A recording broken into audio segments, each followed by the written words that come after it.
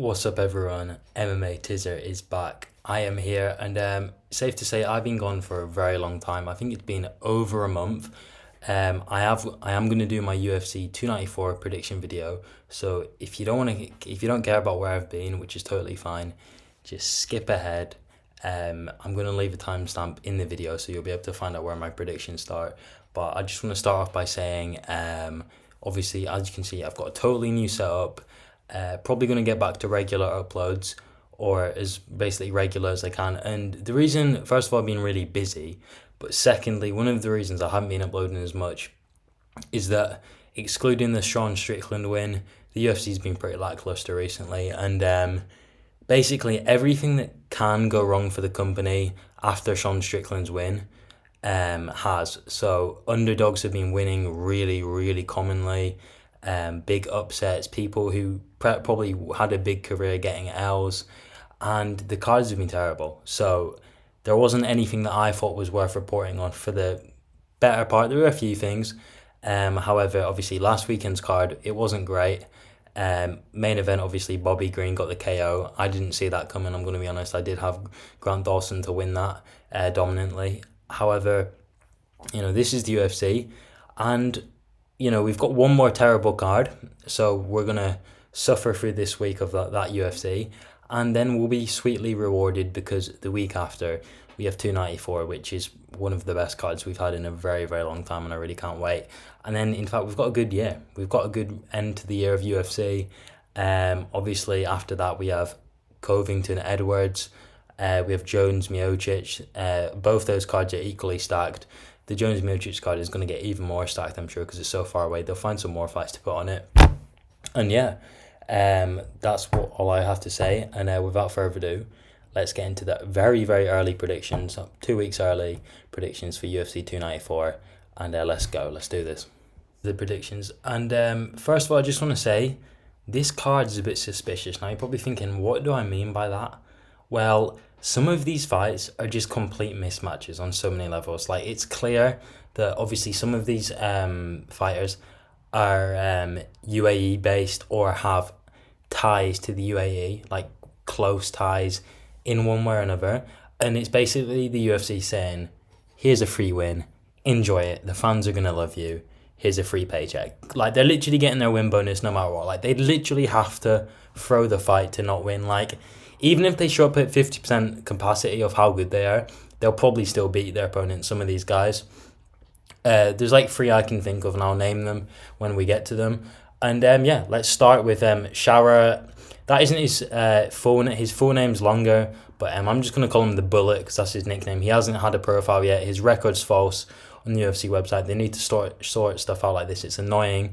And this isn't even the first fight on the card, so I don't know why it's at the bottom. It's really frustrating. I think this won't be the prelim opener or the early prelim opener. Fighting Bruno Silva. And honestly, this could be a disaster for the Bullet. However, Bruno Silva's pretty terrible now. If this was Bruno Silva from 2 years ago, I might pick him. But the bottom line is Bruno Silva's washed. He's took a lot of damage. Alex Pereira literally took his soul. And ever since then, he hasn't looked good. He lost to Meerschaert. He lost to, oh my God, I've forgotten his name, on the Superior card, Brendan Allen. And it's just not looking good. Yeah, I don't see him winning. The Bullet is probably going to win this fight by finish because Bruno Silva's got a really bad chin and his striking's terrible, okay? I haven't seen much of the Bullet, I'm going to be honest. And I've heard that he's good. However, I'm going to believe it when I see it with my own eyes in the UFC. However, any good striker will beat him, okay? Bruno Silva rushes in so badly. It's kind of Juliana Pena vibes. And when you're doing that, it's not going to work against someone who can actually strike. And as far as I'm aware, the Bullet can't strike, okay? So we're taking the Bullet to win by knockout, probably under 3. It doesn't really matter because Bruno Silva's cardio is fairly terrible. And yeah, I think, this might be Bruno Silva's last fight in the UFC, or maybe he loses one more and he's cut. But regardless, I'd kind of be surprised if Bruno Silva won this, but at the same time, you do see a lot of hyped up prospects lose and get fraud checked. So we'll just have to wait and see. We move on. Next fight. No. Okay, so Magomed Anklaev versus Nathaniel Wood. Um, I'm going for Wood here. That sounded weird. I'm going for Nathaniel Wood here. Um, he's got more experience, okay, and Naimvob is only here off a freak injury. And I know he beat Jamie Malarkey, but I just feel like Malarkey isn't good. Okay, that's the bottom line. Malarkey's not good. He's terrible. He's just hyped up by Aussies. Nathaniel Wood's okay. Okay, he's got a bit. He's got more experience. He's fought higher level opponents, and he's a bit of a decision merchant. Granted, he's never really finished anyone that good in recent history. He's a absolute unanimous decision merchant. But I just feel like he might have enough experience to beat Naimvov, and he's better than Jamie Malarkey. So I'm picking Natty Wood here. I think he's gonna get the W here for the UK, and yeah, I'm picking him to win by decision. I think he'll win 2 and 3. I think Mohamed will have a good first round, and then Nathaniel will pull it back. So yeah, that's how I'm predicting this fight to go out. Yeah, Nathaniel Wood, give me him by unanimous decision. I think that's the way he's gonna win. We move on. Mike Breeden versus Anshul Jubilee. I'm going for Anshul Jubilee here. And the reason being is because Mike Breeden isn't good, and secondly, he's not improving, okay? The guy's 34 at lightweight, and he's still a purple belt in jiu-jitsu, and I'm pretty sure that's his best achievement. Like, what are you doing? Like, what are you training, genuinely? Like, you have 16 pro MMA fights, and you're still a purple belt. And I know belts don't mean everything, because I know obviously there are some fraudy black belts in the UFC, but you think he would just get a black belt. You think he'd just train more or something. Because Anshul Jubilee, he's got momentum, okay? He's an Indian fighter. India's going to be backing him 100% here. And no one cares about Mike Breeden. And the reason I know no one cares is because he's so boring. James Krause gave him his nickname, okay? Money Mike Breeden, okay? Ironic that James Krause called him Money. James Krause would know a thing or two about money. But yeah, the bottom line is Anshul Jubilee. We've got to look at this. Forget skill, even though I do think Anshul Jubilee's better. We've got to look at this. You know, Anshul Jubilee, he's no world beater. He's got momentum though, okay? Breeden doesn't. He's terrible. He'll never be anything. He's a failed fighter. And yeah, Anshul Jubilee's going to win this fight. So that's what I'm saying. That's what I'm predicting. Anshul Jubilee, he used to be a maths teacher. I'm not even kidding. And he's going to score Mike Breeden. So yeah. We move on. Abu Azaitar versus Cedric Dumas. Now, I've been thinking about this one, and I'm going for Azaitar, okay? I think he is going to be the guy to beat Dumas again. And the reason being is because Dumas is terrible, okay? This guy's bad. He has bad grappling, and he's very lucky in his fights. He's had pretty terrible opponents, and he actually lost to one of them. Can't even remember who it was now, I've forgotten. But the point is, Azaitar actually has experience, okay? This guy's actually fought some good people. He's actually decent, or somewhat decent, and he's going to fraud trade Dumas. Azaitar is the best person he's fought so far, and he will lose. He'll take the L. He might even lose. Obviously, he's got a fighting chance on the feet. In the first round, he'll be dangerous, but after that, his cardio is terrible, and Azaitar's got all the experience in the world here, so you'd think he'd be able to do it, and yeah, he's just tanky. I mean, like, look at the physique difference. Obviously, I know Dumas is a lot bigger, but I just see Azaitar making this scrappy, Dumas gassing, not being able to find a finish in the first, and if he doesn't find the finish in the first, it's over, okay? He's not winning in the second or the third. He's going to quit. He's quitting his first loss in the UFC, and it'll happen again. So, yeah, don't really have much to say again apart from that. And if Dumas wins this, he'll get destroyed because his next opponent will actually be someone good. So, it's a lose-lose situation for him. We move on. Okay, we're getting to some good fights now. Trevor Peek versus Muhammad Yahya. I'm going for Mo Yahya here. The reason being is, first of all, this guy isn't like 0-0 and stuff. The UFC just doesn't have his data. Mo Yahya is actually pretty good. This guy's been getting a lot of wins on smaller promotions, and he's on like a 4-fight win streak. I think maybe a 5-fight win streak. A few of them have come by finish, but I just needed one thing to know he was going to beat Trevor Peek, and it was that, first of all, he doesn't really get finished by knockout, or he hasn't been in a while, so that's good because Trevor Peek is going to knock you out. He's not really the decision kind of guy. And secondly, Muhammad Yahya has got a 5th-round finish by arm triangle with 1 minute to go in the round. So he basically got a finish at the 24th minute, and that's telling me this guy is lethal the entire way through a fight, which is the polar opposite of Trevor Peek. This guy genuinely has some of the worst cardio I have ever seen in a fighter, okay? It's comically bad.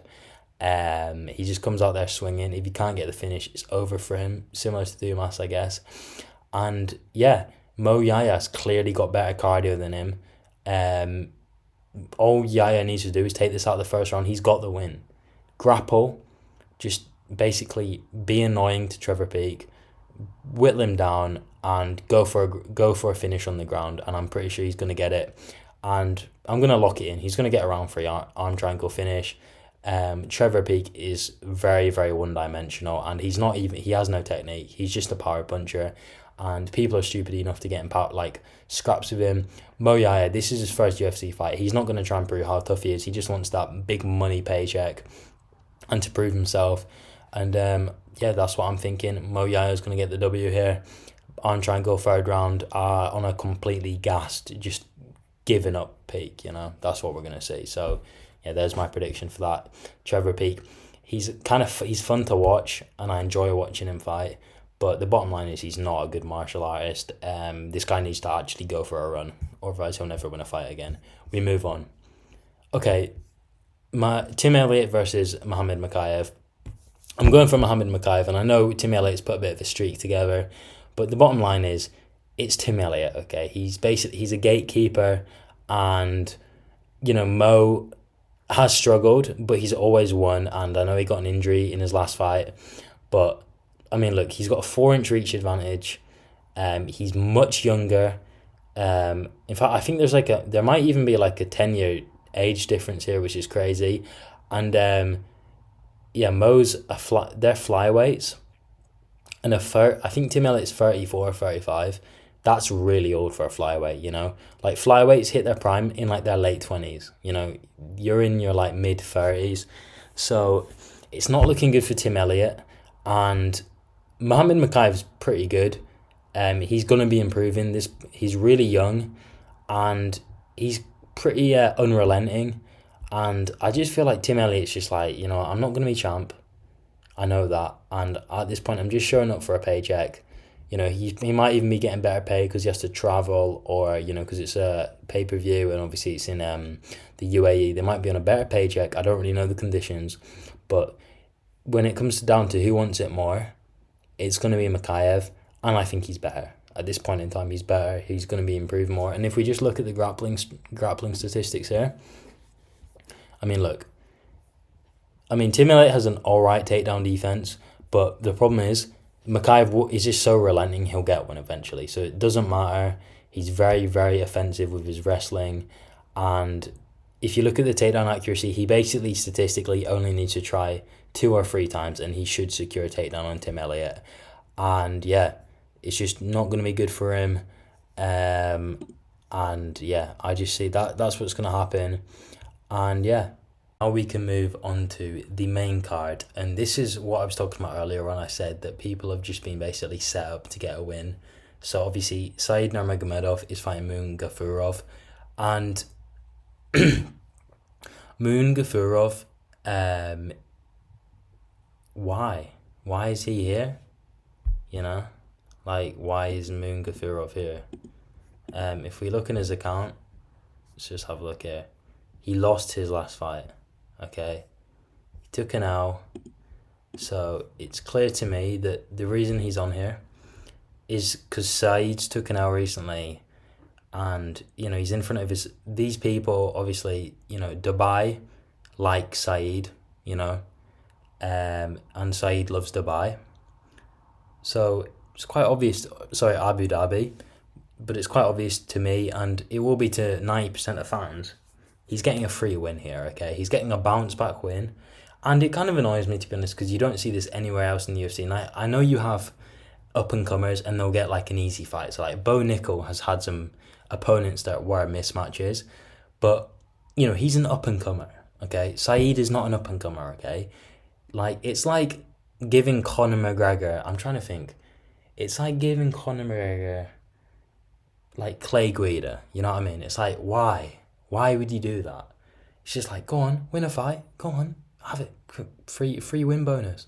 Like it's like that kind of thing. And I'm not a huge fan of it, but obviously the pick it has to be Saeed. However, Saeed isn't amazing in himself, but he will win this fight. He's got, like I said, he's got everything. He's got the advantages. Saeed is not a good compared to the other Nurmagomedovs. He is not good. Okay, he's probably the worst Nurmagomedov. I don't think he's actually related to Khabib. I could be wrong. But yeah, he's not good, and he's overhyped, and he also doesn't really wrestle that much. So that's probably why he doesn't have much success. He's quite happy to stand, but his stand-up isn't amazing either. He just kind of throws spin kicks that never land. And yeah, that just sums up Saeed. Not an amazing fighter in my opinion, and we are going to be taking him to win. We'll take him to win by decision. I don't think he's lethal enough to get a finish in 3 rounds. I think if, I don't know how to say his name, Gafurov is alright.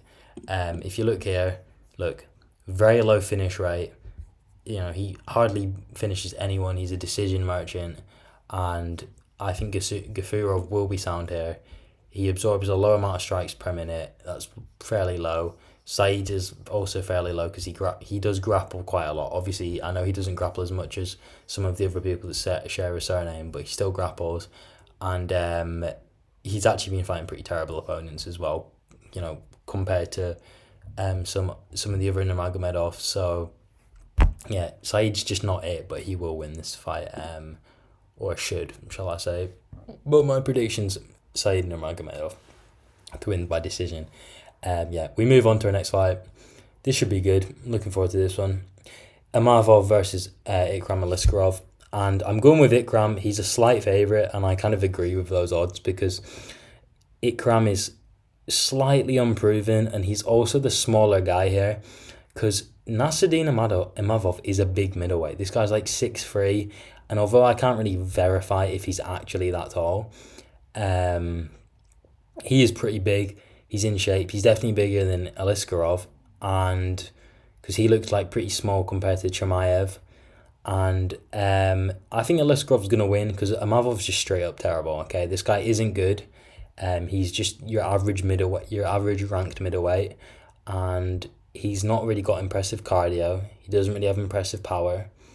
He's 12-4 at middleweight, which isn't good. And Ikram's only loss is to Chimaev, and it was like a valid finish. Like it was just a really, really well timed uppercut. So you can't really take much away from him. And Ikram just finished some guy. Can't even remember who it was. It was a while ago, but he's got a finish in the UFC already. Granted, he was a terrible opponent and it was a mismatch, but the point is, Imavov isn't good, and I think Ikram's ready now. I think he's at that stage in his career where he can be fighting ranked guys, and he's gonna win. Okay, he's a slight favourite. I think it makes sense, like I said, and he might be a bit smaller in there, but it doesn't really matter because Imavov just isn't good. He's just not smart enough, and he's coached by why have I forgotten his name? He's coached by Cyril Gane's coach, okay? And he's terrible, okay? I'm going to be honest, Cyril Gane's coach is actually the biggest thrower in combat sports history. He has so many good athletes, and he just tells them the worst things ever. He just makes his fighters lose. So I wouldn't be surprised if he has some stupid game plan going into this. And honestly, Imavov might get finished here. But then again, Imavov just kind of sits on the outside. Similar to Gane, but he's basically terrible Gane, okay? Just like talentless Gane. Imagine that at middleweight without the insane physique. So yeah, that's what I think of Imavov. Don't rate him, never will. He isn't going to be anything. And Ikram's actually got potential. So, his only loss is a valid loss, and he was young as well. So I'm not going to look too much into that. And yeah, I'm taking Ikram to win this fight by a late finish in the third, or like TKO when he drops him and finishes him with punches, or by like decision, like he wins probably all 3 rounds, to be honest. But yeah, or maybe he loses the third. It's hard to tell. We move on. Can't wait for this fight, by the way. Magomed Anklaev versus Johnny Walker. Now, obviously, Magomed Anklaev is going to be the favourite here. However, I'm going to go for the underdog pick here. I'm going to do something crazy, and I'm going to pick Johnny Walker. And obviously, you look at the stats, and you're probably thinking, why? But Johnny Walker is good, okay? This guy's really good, and he's getting better with every fight. And he's much more technical now. And the way I look at it is, first of all, just look. 82-inch reach versus 75. So he's got a 7-inch reach advantage, which is huge. And obviously he doesn't have the leg reach advantage, but it doesn't really matter because Magomed isn't like the world's best kickboxer, so we're going to ignore that. And secondly, Johnny Walker is huge. Okay, this guy is one of the biggest weight bullies in light heavyweight ever. You compare this guy to Lyoto Machida, okay? You thought John Jones was weight bullying him, and he was. Compare Lyoto, who's... I don't even know if Lyoto is 6 foot. I could be wrong, but I don't even know if he's 6 foot.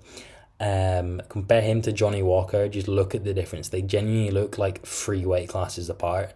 And Johnny Walker has learned how to weight bully, and it's working well for him. But the only downside is he's drained, and he has a terrible chin.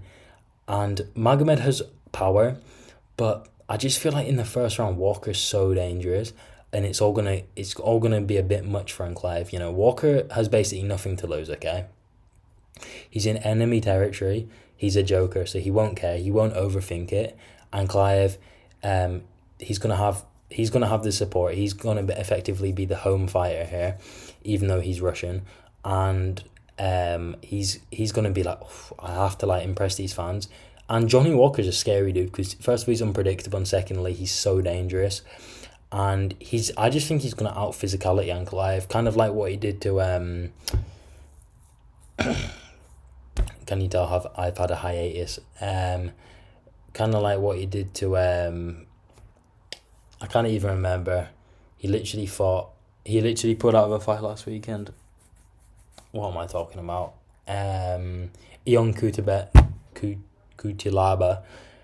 And I think it's basically going to be a repeat of that without as much grappling. I just think he's going to knock him out. I think Anklaev hasn't been finished yet, and I feel like he's going to be in a really bad spot at some point in the first round.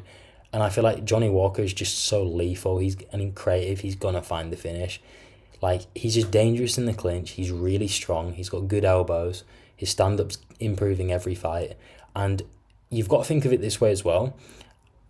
Anklaev lost the stand-up to Jan, and I know people are like, oh, Jan's good though, but Jan was 40 at that fight, and Jan's next fight he looked terrible. He looked so bad against Pereira, and I don't think he changed that much. Obviously I know Jan took a lot of damage in that fight against Anklaev, but the bottom line is Jan was winning on the feet against Anklaev, and that was a bad Jan. Okay, that was a really bad Jan performance.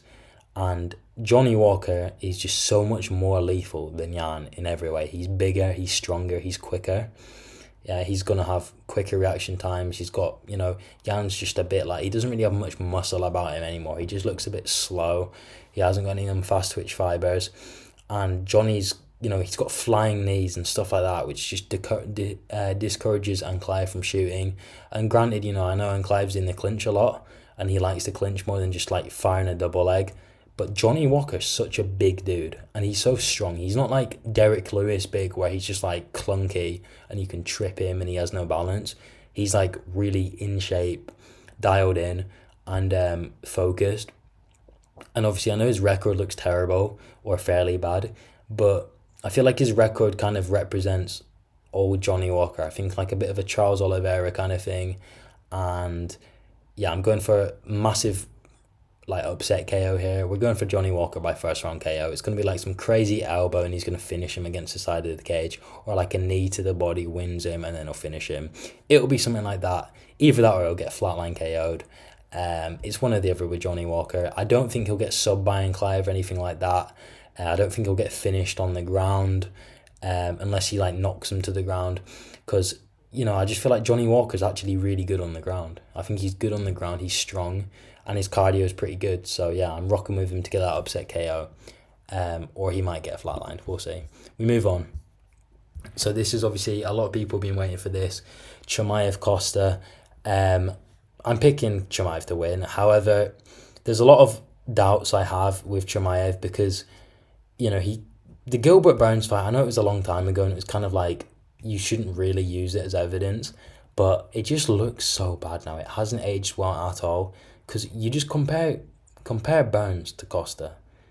Burns is more talented, okay, but Costa is like so much bigger than Burns. Like Burns is a former lightweight. Costa Costa can barely make middleweight. I don't even know if he's gonna be able to make weight. And however, having said that, I don't think Costa's as good as everyone thinks he is. People are like, he's gonna knock him out. He's gonna knock him out. Who has Costa knocked out? I'm pretty sure Costa hasn't knocked out anyone who's still on the UFC roster. The last time Costa got a finish, I'm pretty sure, was Johnny Hendricks. Okay, Johnny Hendricks. So, and it wasn't like prime Johnny. It was like finished Johnny Hendricks. He was just showing up for the paycheck because he was on a good contract, and he was fine with getting fed to the wolves. And he'd already lost by the time he get in there. It was just mentally over for him. So the point I'm trying to say is Costa isn't as lethal as everyone thinks he is. However, and also he did get taken down by Luke Rockhold, which is a really bad look because Luke Rockhold's terrible. So Chimaev is going to be able to take down Costa. He'll be training with big dudes. However, the only thing I am concerned of, Costa's really big. Okay, he's heavy. He's strong. He's going to be. This isn't like wrestling Gilbert. It's not like wrestling John Phillips. He's going to put up resistance, and he's heavy, so it's going to be really draining on Chimaev. And I think Chimaev's got to manage the gas tank here. I think he just needs to keep his distance on the feet. Costa's not extremely dangerous. I think he's overrated how dangerous he is. However, Costa does have a good chin. He's not terrible on the feet. He's not awful. And I think he is going to lose this fight. He's probably going to get subbed. I can see him getting taken down. Chimaev will get top mount. He'll ground and pound him. He'll turn him over eventually, and he'll get the rear naked. That's how I see this fight going. I think he'll do it in the second round. And I think that'll be the end of that for Costa. But I think Costa will have an alright first round, but Chimaev will eventually get a good takedown and he'll get into a good position after he's adjusted to being back in there after being out for so long, and he'll get his win. So that's what I'm thinking. Chimaev will win this one. However, there is a chance that he does get clipped and just has an awful night and loses. Could you see him losing a decision 2-1? Maybe having a poor third round and maybe failing a takedown in the first and kind of being discouraged for the rest of the round and just kind of narrowly losing a points the round to Costa due to a striking differential or something like that. But my official pick's Khamzat Chimaev, round 2, rear naked choke. After taking too much ground and pound, he gives up his neck and gets choked. We move on. So the main event of the evening, a lot of fans have been waiting for this one, and I'm probably going to disappoint a lot of my viewers here, or maybe not, maybe make them happy. I have no idea. The pick is Makachev here. Oliveira, I'm going to trigger a lot of people when I say this. Oliveira, I just feel like he's lucky, okay? If you look back in his, I just feel he gets lucky a lot, okay? The Beneil one, was it good? Yeah, he did knock down Beneil with a good head kick and stuff, but I just feel like would he have won that fight 9 times out of 10? I don't know. He looked good, but he did kind of immediately get taken down. He went for that stupid throw thing and ended up on bottom. And, considering Charles Olivera is the supposed Brazilian Jiu-Jitsu god, he had no offense off his back in full guard for Dariush. And I know Dariush is legit on the ground, but Dariush was landing punches. He was landing punches to the body and the gut, and brief ones to the head. It wasn't vicious ground and pound or anything, but it's good. It's a good look, it's a good look to have. And if that was Makachev, I can just see him stacking, trying to pass guard, threatening stuff, not getting subbed, passing guard, just brutal, vicious ground and pound. And furthermore, Charles got an injury and it caused him to pull out that fight in the first place, and he's old now. He's 34, I think. He's nearly 35 maybe. And granted, he took little to no damage in the Dariush fight. And he does actually have like a 3.5 reach advantage in this fight. But Makhachev's just so good, you know. And also, Makachev learned a lesson fighting Volk. Volk is better than Olivera. I'm confident in saying that. And I just feel like, you know, if you're beating Volk, you're going to beat Olivera. Furthermore, something we also don't know about Olivera that people just look over and ignore. We know Makachev can go 5 rounds because he went a heavy 5 rounds with Volk, and Olivera can't push that pace. Okay, we know that Olivera's cardio is nowhere near Volk's. We don't know how bad it is or how good it is, but we know it's not Volk level. And the way I see it is Olivera knows, listen, it's round 1 or 2 finish or he's not going to win, because his style basically requires energy. He needs to be explosive, you know, threaten a triangle or threaten an armbar, or threaten like a sweep or something, or like a jumping kick or something he doesn't expect, or a big counter. And I see him training counters. First of all, why would you post that? Like, if Makachev sees that, he's just going to be like, oh, he's training counters, I'm not going to dive in like that. And secondly, like, stupid, isn't it? It's like Leon releasing videos of like his head kick before the Usman fight. Like, if he did that, he might have never got it. But yeah, so, you know, is Charles Olivera dangerous? Yeah, he's dangerous on the feet. He's erratic and fairly tricky, but he makes mistakes. He made a mistake in the first fight. You know, I can't see his striking improving a whole lot. I know he knocked out Dariush, but Dariush was just never amazing, was he? And also Dariush fights like he's fighting at 0.5 speed. He looks very unreactive on the feet, and he looks old, and he may be like physically old, because Dariush's reaction times, I'm not kidding, I swear they're actually awful. Like, in fights, he genuinely doesn't react sometimes, or like completely misses reactions to like punches that would like maybe would have knocked him out. And I'm just like, how are you actually a UFC fighter in the top 5?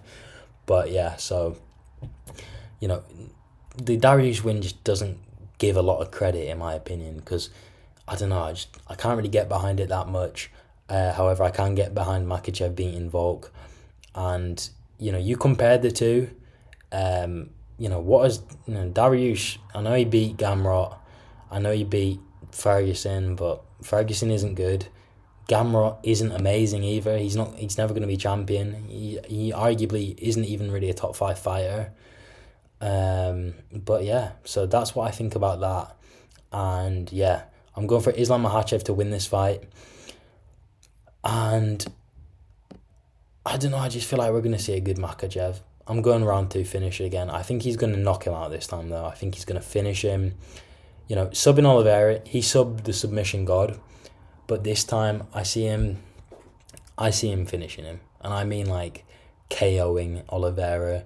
Olivera's chin has never been the greatest. And Makhachev's got underrated punch power. He's got underrated striking. He's a top 20 striker in the UFC, top 25. I actually think he's a better striker than Olivera, to be honest. However, having said that, Olivera's just so erratic, so he's still dangerous, but he makes loads of mistakes because of his fighting style. You know, he kind of forces him to make mistakes because he's just so out there and crazy. And when you fight like that, it just leaves openings for takedowns, trips, sweeps, throws, and also massive punches in the face. And, you know, Olivera's strategy was basically the annoying video game strategy where, you know, if your mate doesn't know the controls to something, he won't chase you into that kind of game mode. Olivera basically did that against strikers because they didn't want anything to do with his jiu-jitsu, because obviously they didn't want to go into full guard with him. However, Makachev, he's fine with that. He knows he's not going to get subbed, and I don't think Makachev's going to get subbed by Olivera, so I don't see it. We're going for Makachev by second round finish again. We're going for a TKO/KO this time. He's going to prove the point. And after he wins this fight, Olivera will basically go on a massive losing streak or maybe retire. So we'll see. But yeah, that's it. Thank you guys so much for watching the video. A bit of a long one, but I'm back. Leave a like, subscribe, comment down below your predictions. And yeah, thank you guys.